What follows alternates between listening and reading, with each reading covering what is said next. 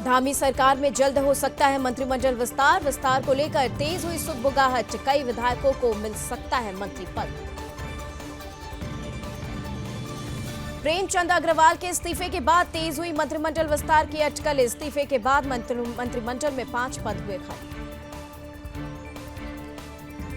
इस्तीफे के बाद सीएम धामी को मिली पूर्व कैबिनेट मंत्री प्रेमचंद अग्रवाल के विभागों को संभालने की जिम्मेदारी। वित्त, शहरी विकास समेत 5 विभागों की बड़ी जिम्मेदारी। सीएम धामी ने उत्तराखंड में विकास और व्यवस्थाओं को लेकर लिए कई बड़े फैसले। अब नेम प्लेट से लेकर सरकारी होम प्लेट्स पर लिखे जाएंगे हिंदी महीने। उत्तराखंड में 30 अप्रैल से शुरू होगी चारधाम यात्रा। यात्रा को लेकर तैयारियों को अंतिम रूप देने में जुटे सभी विभाग। चारधाम यात्रा 2025 को सरल और सुरक्षित बनाने के लिए सरकार ने लागू की कई नई व्यवस्थाएं। चारधाम यात्रा पर जाने वाली बाहरी गाड़ियों को दिया जाएगा मात्र 15 दिनों का फिटनेस कार्ड। हाउस टैक्स बकायेदारों के खिलाफ सख्त कार्रवाई करने की तैयारी में देहरादून नगर निगम। अब तक 55 लाख रुपए से ज्यादा के टैक्स की गई वसूली। देहरादून के नवनियुक्त मेयर सौरभ थपलियाल ने दी टैक्स चोरी करने वालों की चेतावनी। 15 दिन के भीतर टैक्स जमा नहीं किया तो निगम की तरफ से की जाएगी कड़ी कार्रवाई। उत्तराखंड सरकार की नंदा सुनंदा योजना का गरीब लड़कियों को मिल रहा लगातार फायदा। जिलाधिकारी सवीन बंसल ने आज योजना के तीसरे चरण में छात्राओं को बांटे चेक। और उत्तराखंड में फायर सीजन को लेकर सतर्क मोड पर वन विभाग। लाल कुआं में बचाव को लेकर अतिरिक्त फायर वॉचर्स की जा रही तैनात।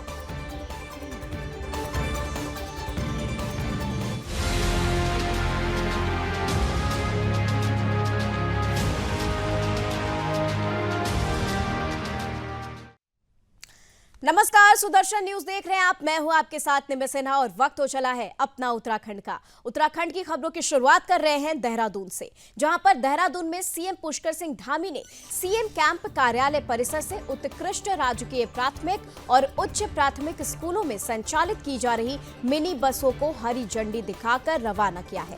इस दौरान सीएम पुष्कर सिंह धामी ने कहा कि छात्रों की सुविधा के लिए इन बसों को हरी झंडी दिखाकर रवाना किया गया है। निश्चित रूप से हमारे बच्चों के पठन पाठन में ये सहायक सिद्ध होंगे।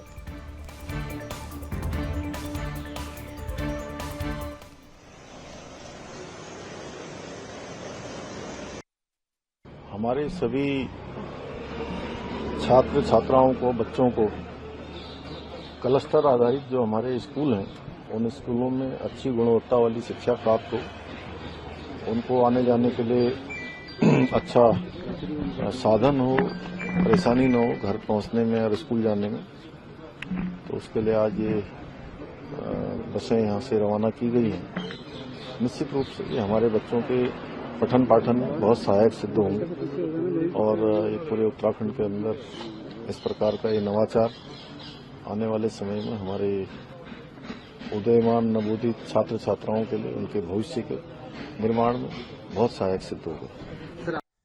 अब देवभूमि की उस खबर की बात करते हैं जिससे मदरसों में हलचल तेज हो गई है। देवभूमि में अवैध मदरसों को सील करने की कार्रवाई का अभियान अब तेज हो गया है। बड़ी खबर और जानकारी आप तक दे रहे हैं, जहां पर पौड़ी जिले में एक अवैध मदरसा सील किया गया है। अब तक राज्य में कुल 53 अवैध मदरसे सील किए जा चुके हैं। सीएम पुष्कर सिंह धामी के स्पष्ट निर्देशों पर संपूर्ण उत्तराखंड में अवैध मदरसों के खिलाफ प्रशासन की तरफ से सख्त कार्रवाई की जा रही है। इसी बीच काशीपुर पुलिस प्रशासन ने भी शहर में अवैध रूप से संचालित मदरसों के खिलाफ बड़ी कार्रवाई शुरू की है। अब तक 7 मदरसों की गहन जांच की जा चुकी है, जिनमें से 4 को नियमों का उल्लंघन करने के आरोप में सील कर दिया गया है। ये कार्रवाई साफ संदेश देती है कि उत्तराखंड में अब कहीं भी, चाहे वो पहाड़ हो या मैदान, अवैध रूप से मदरसों का संचालन नहीं होने दिया जाएगा। जहां भी इस तरह के अवैध मदरसे चल रहे होंगे, वहां तुरंत ताला जड़ने की कार्रवाई की जाएगी। और चलिए ग्राफिक्स के जरिए आपको बताते हैं कि उत्तराखंड में कहां कितने अवैध मदरसे संचालित हो रहे हैं। बात विकासनगर की, जहां विकासनगर में 78 मदरसे चिन्हित किए गए। इनमें से केवल 18 मदरसे रजिस्टर्ड पाए गए। बाकी के 60 मदरसे अवैध रूप से संचालित हो रहे हैं। वहीं देहरादून सदर क्षेत्र में 33 मदरसे चिन्हित किए गए। इनमें से मात्र 10 मदरसे ही रजिस्टर्ड पाए गए। बाकी के 23 अवैध रूप से संचालित बताए गए हैं। वहीं बात जोईवाला की करते हैं, जहां पर 6 मदरसे हैं। इनमें से एक भी मदरसा रजिस्टर्ड नहीं पाया गया। और अब बात जौनसार बावर इलाके की, जहां पर एक मदरसा पाया गया और ये भी अवैध रूप से संचालित पाया गया।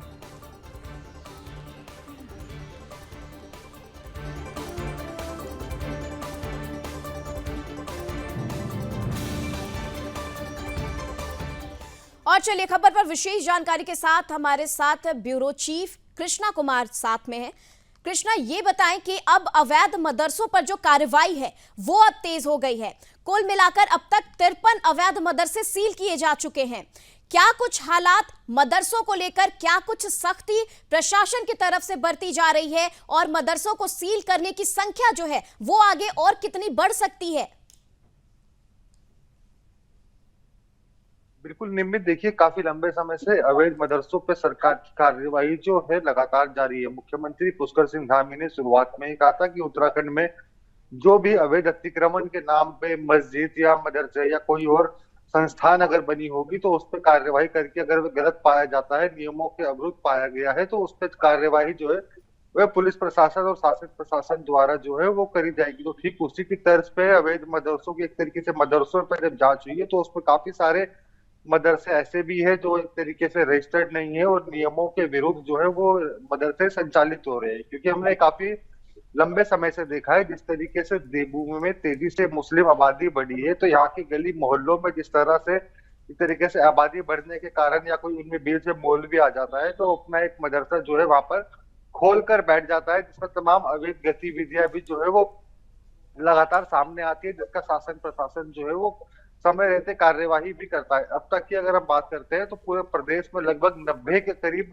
अवैध मदरसे ऐसे थे जिन पर शासन का ताला जो है लग चुका है। बाकी पे कार्यवाही जो है वो लगातार जारी है, क्योंकि आज भी हम देख रहे हैं तो कुमाऊं के कई क्षेत्रों में, जैसे कि हम बात करें काशीपुर की, हल्द्वानी की, उधम सिंह नगर में, ऐसी जगहों पर जांच चल रही है और अभी जांच में स्पष्ट नहीं हो पाया है वहां पे कितने अवैध मदरसे हैं। क्योंकि जिस तरीके से शासन प्रशासन एक तरीके से अपनी जांच कर रहा है, ग्राउंड जीरो पर जाके रियलिटी चेक कर रहा है और हकीकत जानने के बाद, कागज देखने के बाद भी एक तरीके से उनको पहले नोटिस दिया जा रहा है, फिर उसके बाद ही उनके ऊपर कार्यवाही करी जा रही है। क्योंकि उनसे पहले कागज भी मांगे जा रहे हैं कि अगर आप वैलिड है तो अपने कागज दिखाए। जिनके पास कागज या कोई प्रमाण पत्र उन्होंने नहीं दिया है तो उस पे एक तरीके से अवैध ताला लगाने की कार्यवाही अभी चल रही है। बाकी बात शासन प्रशासन से उम्मीद ये भी जताई जा रही है कि इस पे जल्दी एक तरीके से बुलडोजर की कार्यवाही भी ऐसी तमाम अवैध मस्जिदों पे होगी और अवैध दरगाहों पे होगी जिनको इन दिनों सील किया जा रहा है। निम्मी, बिल्कुल, बुलडोजर की भी कार्रवाई हो सकती है। किन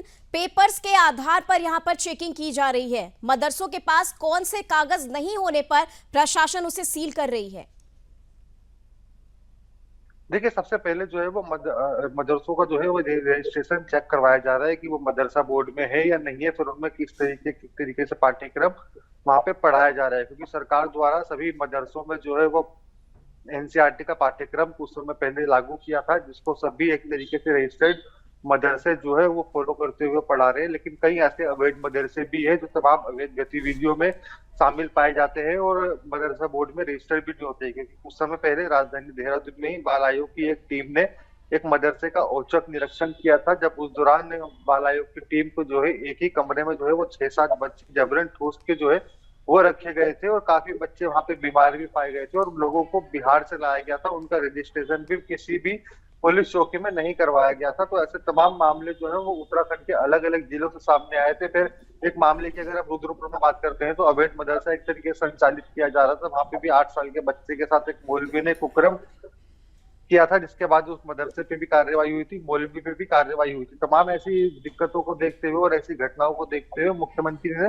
ये पूरा मामला संज्ञान में लिया था और उन पे गहन जांच के आदेश दिए थे। तो इनकी पेपर कागजी कार्यवाही इनकी चेक करी जा रही है और साथ ही देखा जा रहा है कि किन किन मदरसों का मदरसा बोर्ड में रजिस्ट्रेशन है और किन्होंने क्यों नहीं करवाया, क्या उसकी जी वजह है। निमी, कृष्णा, एक और सवाल कि जो भी अवैध मदरसे हैं, क्या राज्य में उसके डेमोग्राफी चेंज करने में उन अवैध मदरसों की कोई भूमिका हो सकती है? क्या इस वजह से प्रशासन इतने अलर्ट मोड पर नजर आ रही है?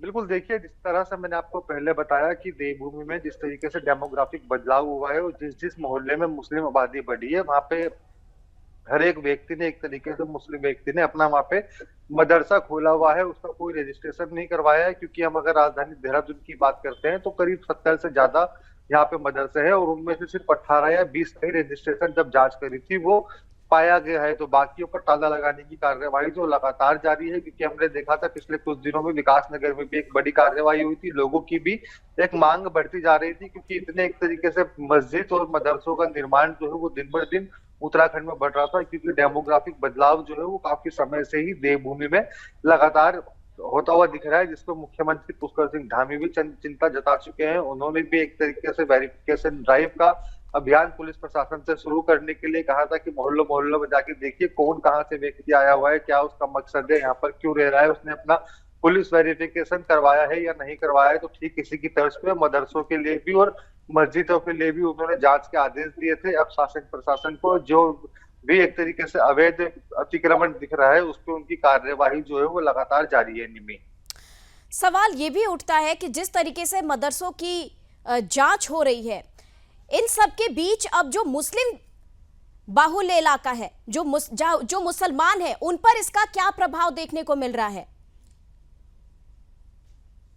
बिल्कुल। देखिए, जहां एक तरफ अभी कुछ दिनों पहले विकास नगर में कार्यवाही हुई थी, उसके बाद मुस्लिम सेवा संगठन और देहरादून के तमाम इमामों ने जो है वो देहरादून एमडीडीए का घेराव किया था, डीएम कार्यालय का घेराव किया था। उन्होंने कार्यवाही रोकने की जो है वो सरकार को चेतावनी दी थी, वरना उन्होंने ये भी कहा था कि अगर ये कार्यवाही नहीं रुकती है तो वह और ज्यादा उग्र आंदोलन करेंगे, पूरे प्रदेश भर में एक तरीके से सड़कों पर आएंगे, चक्का जाम करेंगे। इस तरीके की धमकियां जो है और चेतावनी उन्होंने सरकार को दी थी। लेकिन मुख्यमंत्री पुष्कर सिंह धामी का इस पे स्पष्ट संदेश है और बिना डरे बिना धमके उनका शासन प्रशासन जो है वो कार्यवाही लगातार जारी कर रहा है, क्योंकि मुख्यमंत्री का जिस तरीके से स्पष्ट संदेश है कि अवैध अतिक्रमण के नाम पर हम कोई भी लैंड जिहाद के नाम पर कोई भी अवैध अतिक्रमण देहरादून में या पूरी देवभूमि में संचालित नहीं होने देंगे। जो भी अवैध पाया जाएगा उस पर ताला लगेगा और बाद में उस पर बुलडोजर चलाया जाएगा। तो धामी की भी एक नीति एक तरीके से साफ दिखाई दे रही है, क्योंकि जो उन्होंने वादा किया था उत्तराखंड की जनता से कि अगर वे सत्ता में आते हैं, उत्तराखंड में जो अवैध मजारे बनी हुई है, अवैध मस्जिद बनी हुई है, लैंड जिहाद को जगह जगह मुस्लिम कट्टरपंथियों द्वारा जो अंजाम दिया जा रहा है, इस पे कार्रवाई होगी, जो एकदम सटीक साबित हुई है। और उन्होंने अपना वादा निभाते हुए अब जिस तरह से वो एक तरफा है, हम कह सकते हैं कि कार्यवाही लगातार जारी है। उम्मीद है कि आने वाले दिनों में जो और बाकी अवैध मदरसे हैं, देवभूमि में अवैध मस्जिदें हैं, उन पर भी कार्रवाई होगी। शासन प्रशासन का बुलडोजर जो है वहां पर भी गुर्जेगा। और साथ ही हम देख रहे हैं कि उत्तराखंड की जनता भी एक तरीके से खुश है, क्योंकि काफी लंबे समय से मांग थी। इंसान एक तरीके से परेशान हो जाता था, हिंदू व्यक्ति 5 टाइम की जान सुनकर, नवाज सुनकर, तो इस व्यक्ति से अब इसका फैसला जो है ये अच्छा बताया जा रहा है और इसकी हर गली मोहल्ले में अच्छे स्वागत भी किया जा रहा है सरकार की। ठीक है, तमाम जानकारी के लिए आपका बहुत बहुत धन्यवाद। तो लगातार उत्तराखंड में मदरसों पर कार्रवाई जो है वो तेज हो गई है, मदरसों के कागजात जांचे जा रहे हैं और प्रशासन पूरे अलर्ट मोड पर नजर आ रही है। और चलिए इसी के साथ खबरों में आगे बढ़ रहे हैं और अब बात देहरादून की कर रहे हैं, जहां पर निकाय चुनाव पूरे होने के बाद पहली बार राजधानी देहरादून में नगर निगम बोर्ड बैठक आयोजित की गई। बैठक में मेयर सौरभ थपलियाल, नगर आयुक्त नमामि बंसल समेत जिले के 100 वार्डों के पार्षदों ने हिस्सा लिया। बैठक में नगर निगम के लिए किए जाने वाले कामों को लेकर चर्चा की गई। बता दें, उत्तराखंड में जल्द ही स्वच्छता सर्वेक्षण भी किया जाना है, जिसके चलते इस बैठक में सबसे ज्यादा शहर में सफाई व्यवस्था को लेकर चर्चा की जाएगी।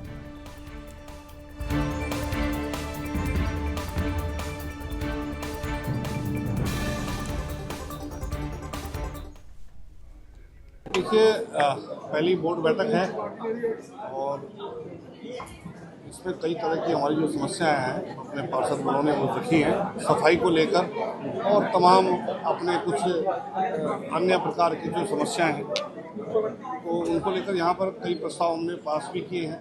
और अभी तो लंच ब्रेक हुआ है, अभी ये सदन और अभी चलने वाला है, तो इस तरह जो अपनी समस्याएं आएंगी सामने आएंगी और जिन जिनमें प्रस्ताव पारित किए जाएंगे तो उसकी लिस्ट आप सब लोगों को भी उपलब्ध हो जाएगी। कुछ कूड़ा जो कंपनियां वाले थे उनके साथ जो टेंडर था वो कैंसिल कर दिया गया, अब नए कर्मचारियों को रखा जाना है। अपने आप में एक बड़ा चैलेंज हमारे सामने है क्योंकि कूड़ा उठान रोजाना नहीं हो पाता, हर वार्ड से समस्या निकल करके सामने।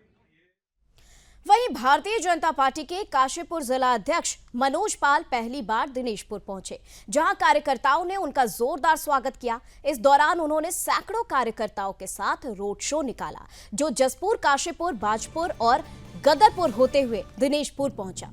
मनोज पाल ने दिनेशपुर के रामबाग शिव मंदिर में पूजा अर्चना की और फिर आयोजित कार्यक्रम को संबोधित किया। इस मौके पर उन्होंने कहा कि पार्टी के केंद्रीय और राज्य नेतृत्व द्वारा मिली जिम्मेदारी को पूरी ईमानदारी से निभाने की कोशिश करेंगे। वे खुद को जिला अध्यक्ष नहीं बल्कि एक सामान्य कार्यकर्ता मानते हुए सभी कार्यकर्ताओं के साथ मिलकर काम करेंगे।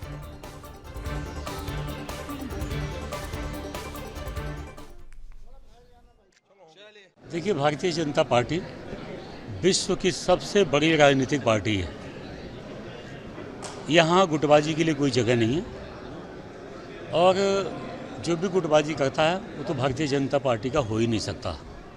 आज आपने देखा है कि भारतीय जनता पार्टी में छोटे से पद पे काम करने वाला एक कार्यकर्ता का बेटा जिलाध्यक्ष बना है और निश्चित ही पूरा हम लोगों को विश्वास है कि वो सबको साथ लेकर चलेंगे।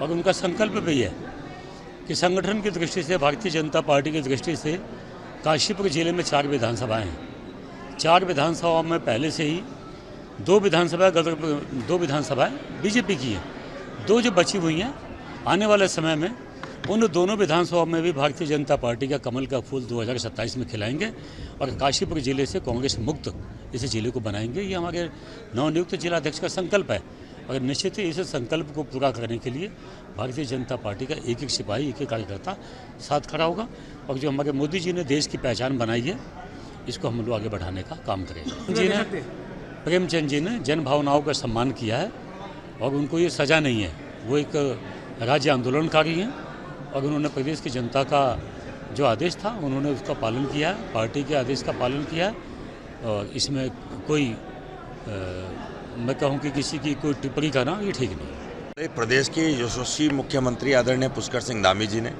हमारे प्रदेश के यशस्वी प्रदेश अध्यक्ष माननीय महेंद्र भट्ट जी ने, हमारे संगठन के शिल्पकार आदरणीय संगठन महामंत्री अजय जी और हमारे क्षेत्रीय सांसद पूर्व केंद्रीय रक्षा राज्य मंत्री अजय भट्ट जी और हमारी पूरी संगठन की टीम ने, उसमें हमारे सभी मान्य विधायकगण, हमारी चेयरपर्सन, हमारे सभी ब्लॉक प्रमुख, सभी लोगों की रायशुमारी के बाद भारतीय जनता पार्टी ने मेरे जैसे कार्यकर्ता को इस ज़िले को चलाने की का एक अवसर दिया है। मैंने कहा है कि ये ज़िले के रूप में मैंने अपने आप को ना अभी तक जिलाध्यक्ष माना है ना मैं आगे मानने वाला हूँ। मैंने कहा है मैं एक कार्यकर्ता हूँ और उस कार्यकर्ता के से एक चौकीदार के रूप में काम करना चाहता हूँ। मेरा जो कार्यकाल है उसके निमित्त मैंने जो सोचा है कि सब मैं देख रहा हूँ जो उत्साह पूरा जसपुर से लेकर और यहाँ दिनेशपुर तक मिल रहा है, ये एक सामान्य उत्साह नहीं है। पुराने से पुराना कार्यकर्ता सड़कों पे आ रहा है, पुराने से पुराने हमारे जो लोग थे सब उमड़ के आ रहे हैं। मैंने कुछ विशेष नहीं किया है, मैंने हाथ जोड़े हैं और कहा है कि मैं सम्मान करूंगा, सबको साथ लेकर चलूंगा और ये मैंने कहा ही नहीं है, मेरा काम करने का तरीका भी है। अब से पहले मैं भारतीय जनता पार्टी का यहाँ जिले में 9 वर्षों तक महामंत्री भी रहा हूँ, 2 वर्ष युवा मोर्चे का जिलाध्यक्ष भी रहा हूँ। वहीं पूरे उत्तराखंड में अवैध मदरसों के खिलाफ अभियान चलाया जा रहा है।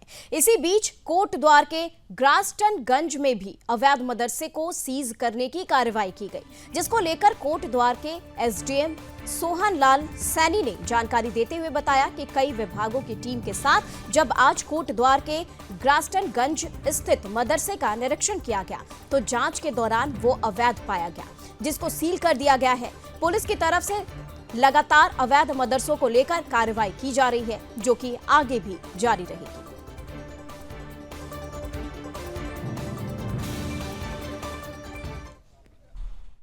की गई है, जिसमें गाशनगंज में जो एक मदरसा हमें ऐसा संचालित होना पाया गया है जिसमें उनका पंजीकरण नहीं था, तो पंजीकरण ना होने के कारण उसको जो है तत्काल प्रभाव से जो है सील कर दिया गया है। जी, इसमें और कौन कौन से विभाग शामिल थे, किस तरह से हो? इसमें हमारे साथ में जो है पुलिस विभाग सीओ साहब थे, साथ ही समाज कल्याण विभाग से थे और बीओ साहब एजुकेशन डिपार्टमेंट से, तो सभी विभागों ने जो है संयुक्त रूप से जो है कार्रवाई की है। इसके अलावा अभी जो है जांच इसमें चल रही है, यदि इस तरह से कोई बिना रजिस्ट्रेशन के, बिना पंजीकरण के जो है कोई भी मदरसा संचालित किया पाया जाएगा तो उसके खिलाफ जो है कार्रवाई की जाएगी। वहीं एक बड़ी खबर देहरादून से आप तक पहुंचा रहे हैं, जहां पर धामी सरकार में मंत्रिमंडल विस्तार पर जल्द ही चर्चा की जाएगी। बता दें आपको, विस्तार को लेकर सुगबुगाहट तेज हो गई है और ऐसे में कई विधायकों को मंत्री पद मिल सकता है। सीएम धामी के दिल्ली दौरे के बाद ये अटकलें तेज हो गई हैं। बता दें आपको, प्रेमचंद अग्रवाल के मंत्री पद से इस्तीफे के बाद अब उत्तराखंड में मंत्रिमंडल विस्तार की अटकलें तेज हो गई हैं। ऐसे में मंत्री पद के लिए सामने आ रहे हैं नामों से कई विधायकों के चेहरे भी खिल उठ रहे हैं। दूसरे, प्रेमचंद अग्रवाल के इस्तीफे को बीजेपी ने पार्टी की विचारधारा से जोड़ा है, जबकि कांग्रेस ने उनके इस्तीफे वाले कदम का स्वागत किया है। विधानसभा में विवादास्पद बयान देने के करीब 22 दिन बाद आखिरकार प्रेमचंद अग्रवाल को मंत्री पद से इस्तीफा देना ही पड़ा। दूसरी तरफ मुख्यमंत्री पुष्कर सिंह धामी के दिल्ली दौरे पर जाने के बाद अब उत्तराखंड में मंत्रिमंडल विस्तार की चर्चाएं तेज हो गई। प्रेमचंद अग्रवाल के इस्तीफे से पहले धामी कैबिनेट में 4 मंत्री पद खाली चल रहे थे। अब उनके इस्तीफे के बाद अब रिक्त पदों की संख्या 5 हो गई है, जिस पर चर्चा है कि इस महीने के लास्ट में, यानी कि इस महीने के अंतिम में धामी मंत्रिमंडल का विस्तार हो सकता है, जिसको लेकर दिल्ली में बैठकों का दौर भी शुरू हो गया है।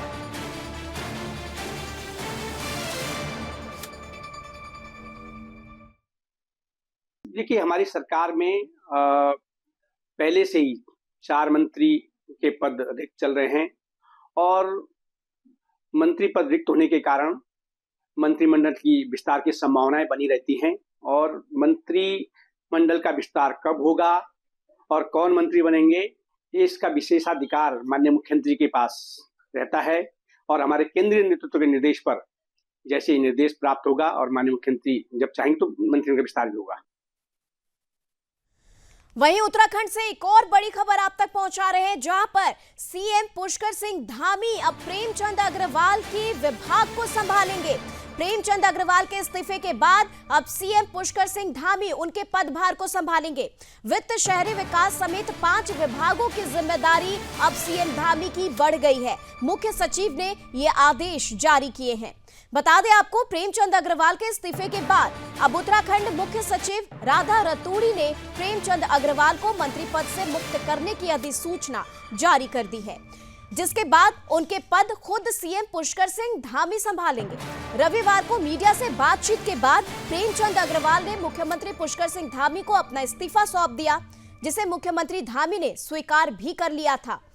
जिसके बाद राज्यपाल के आदेश के बाद मुख्य सचिव राधा रतूड़ी ने सोमवार रात प्रेमचंद अग्रवाल को मंत्री पद से मुक्त करने की अधिसूचना जारी की है।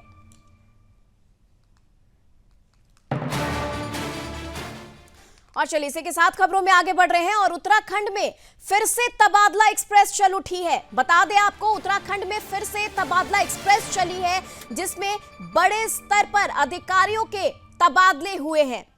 13 आईएएस अधिकारियों के तबादले की खबर सामने आ रही है, जिसमें से 10 पुलिस अधिकारियों का भी तबादला किया गया है।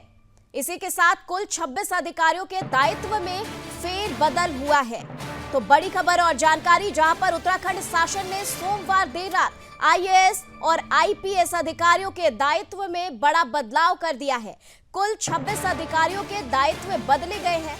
इनमें 13 आईएएस और 10 आईपीएस अधिकारी शामिल हैं। सोमवार देर रात उप सचिव अनिल जोशी की तरफ से जारी आदेश के अनुसार आईएएस युगल किशोर पंत को सचिव भाषा की अतिरिक्त जिम्मेदारी दी गई, तो वहीं आईएएस सोनिका को अपर सचिव नागरिक उड्डयन का अतिरिक्त पदभार सौंपा गया।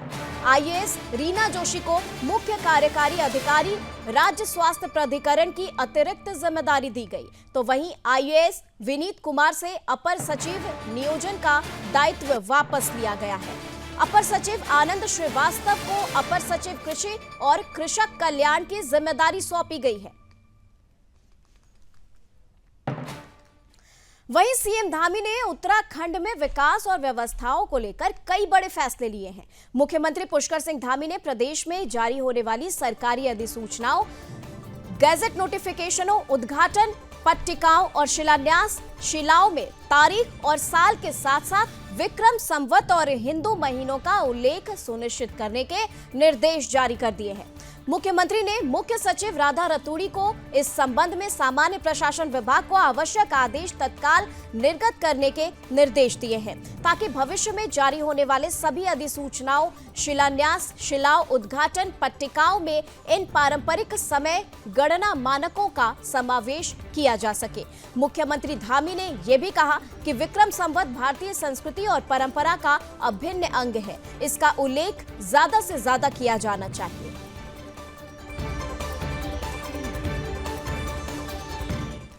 वहीं उत्तराखंड सरकार ने चार धाम यात्रा 2025 की तारीखों का ऐलान कर दिया है। ऐसे में इस साल प्रशासन ने यात्रा को सरल और सुरक्षित बनाने के लिए कई नई व्यवस्थाएं लागू की हैं।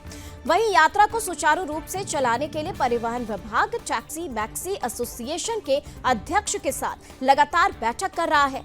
वहीं एसोसिएशन के अध्यक्ष सुंदर सिंह पवार ने कहा कि पिछले कई सालों से हम सभी मुख्यमंत्री से मुलाकात करके ये आग्रह कर रहे हैं कि चार धाम यात्रा पर जाने वाली बाहरी गाड़ियों की गाड़ी फिटनेस मात्र 15 दिनों की दी जाए, जिसको लेकर अब सीएम और चार धाम यात्रा के नोडल अधिकारी सुनील शर्मा ने विश्वास दिलाया है कि इसी प्रकार की व्यवस्था की जाएगी।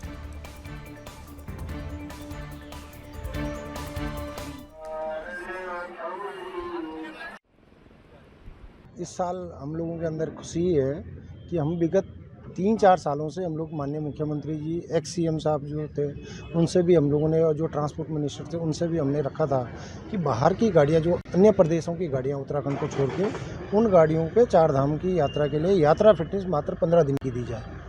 तो इस बार सरकार ने इसका संज्ञान लिया है और माननीय मुख्यमंत्री जी ने यहाँ पे जो हमारे नोडल अधिकारी श्री सुनील शर्मा जी हैं, उनको इस बैठक बुलाई गई थी विगत हफ्ते में, और उन्होंने ये सकारात्मक लिया है और उन्होंने कहा हमें कि हम इसको 15 दिन के लिए इसको ज़रूर करेंगे और यहाँ पर उत्तराखंड के जो ट्रांसपोर्टर है उनको रोज़गार के लिए हम लोग प्रतिबद्ध हैं। मैं धन्यवाद करना चाहता हूँ माननीय मुख्यमंत्री जी का कि आप हमारे लोकल लोगों को रोज़गार देने में प्रतिबद्ध हैं।